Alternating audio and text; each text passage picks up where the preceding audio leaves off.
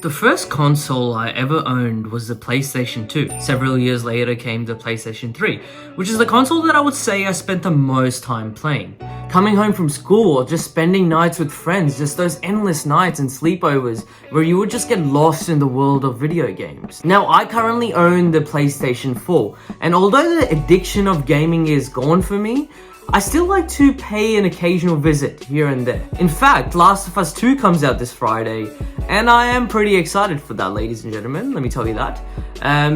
But recently I started to think why I was so attracted to this world of survival games, multiplayer, storytelling as a teenager growing up.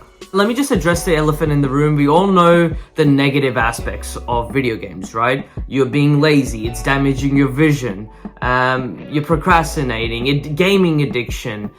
We've heard it all. Now, I was looking at this article according to the Human Media Interaction, and they stated that video games are actually good for multitasking, for cognitive function, metacognition, thinking about thinking. But I want to go deeper, more than that, as to why we're attracted to video games. I believe there are three motivation components that are hidden behind the engagement of video games, what attracts us towards them. Now, the first component is what I like to say is the achievement component. In this element, your need of advancing in the next stage and wanting to progress in the game is met. Story games are great for this element. They're by far my favorite.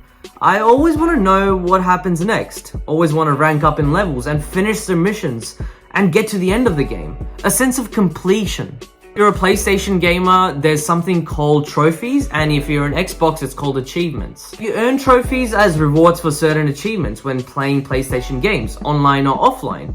Each game awards trophies for different achievements.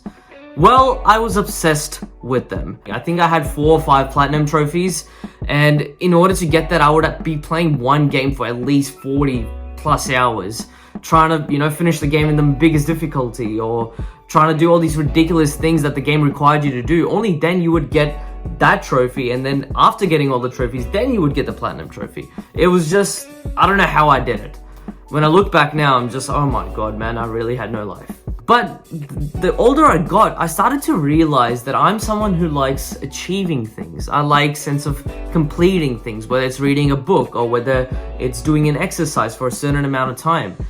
And that part of me was always there since I was a teenager. The only thing is, it was with trophies through a virtual gaming world this time. Second component, the social element. Now, according to the American Psychological Association, more than 70% of gamers play with a friend, and millions of people play worldwide. Multiplayer games such as Farmville, Call of Duty, World of Warcraft, Fortnite. Multiplayer games become a realm for social communities to join, to lead the group to victory and avoid death, to win. It's a sense of responsibility you get off that as well. I remember those nights when I really didn't want to see any friends or wanted to go out, but I still wanted to talk to them. Well, video games was such a great way of doing it. You would just chuck your mic in, play some Call of Duty online, and there you go. Or when you did want to see your friends, then you would just go home, go to their house and play FIFA with them or invite them over. The act of gaming itself caused a social interaction. Pretty cool. Personally, I used to feel a sense of connectedness where I could lead, compete, and communicate with strangers or my friends in the online world. I realized that socializing was a huge part of my life in my teen years through video games. As I was a huge introvert, the world of video games and being able to jump online and play with your friends, the social interaction was a huge element for me, a big part in my life. The final component is the immersion component. This is the virtual reality world I'm talking about. In fact, it is predicted by the year 2030, virtual reality will be integrated into our daily life, into our daily environment. We will just be virtual beings. Now, I could go more into this, but I should just leave it for another vlog. It's just too deep of a topic. The correlation between virtual reality and immersion is there. You want to escape your real life, and virtual reality is not really that old. It only got introduced to us like 5 years ago. 10 years from now, 20 years from now, it's just going to get advanced. We see it in video games. It's pretty good. The graphics are pretty cool. You see kids playing it. I mean, there's a lot of positives and negatives towards it. just like with everything. People want to escape life, you know, sometimes from their problems, sometimes from their addictions. Video games is just one platform, just one medium that helps you do that. Talking about virtual reality, it's a whole different experience. You're fully actually immersed into the environment. You're fully in there. Customizing and creating characters is a massive motivation factor as how people get lost into the world of video games. Sims is a great example. Now, Sims always gets to me because I always think it's like it gives people a sense of utopia. An individual playing Sims gets to make the rules, gets to break the rules without any consequences, gets to build things the way they want. It's their utopia. It's the way they want things to be done. And I feel like that's a massive motivation component as to why people get lost in games like Sims or Minecraft. Anything to do with building and, you know, just creating. Alright guys, Last of Us 2 is finally out. I'm about to go get it. It's Friday, I woke up early. Let's go. Now, I truly believe the three elements that I spoke about, the achievement element, the social element, and the immersion element, is why people feel so heavily engaged and motivated by video games. That being said, there are many ramifications that come with video games. As teenagers, as parents, as adults, we should be aware and conscious about this. There are really great things that can come out of video games. I'm more of an optimist towards this subject.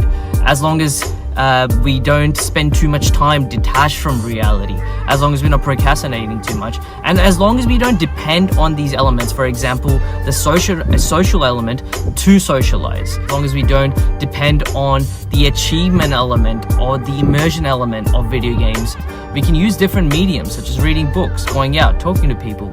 I also believe that video games should be used as a reward system where you've achieved your daily activities, become as productive as you can, and then only you play video games, you allocate a certain amount of time. That being said, you're going to have days when you're not being productive at all and you're just playing video games. That's fair as well. I've had a lot of those days. As long as you're not having too many of those lazy days and less productive days and too much time is spent on video games. Anyway, enough talking. Yes, I talk a lot, but let's just go and buy this amazing game that I've been waiting for 4 years.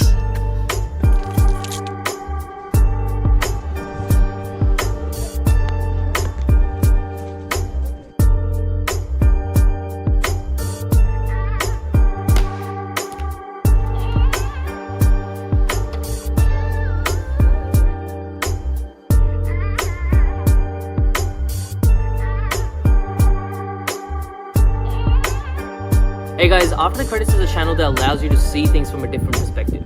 By predominantly showcasing informative vlogs, I touch aspects in life such as philosophy, psychology, sociology, culture, art, mental health, physical health, an array of aspects. My main goal is that you learn something new after watching any of my videos. So show some support guys, hit that subscribe button, make sure to like my videos, and turn that notification bell on so every time I upload a video, you guys get it straight away and it's a win-win situation, right? Thank you guys.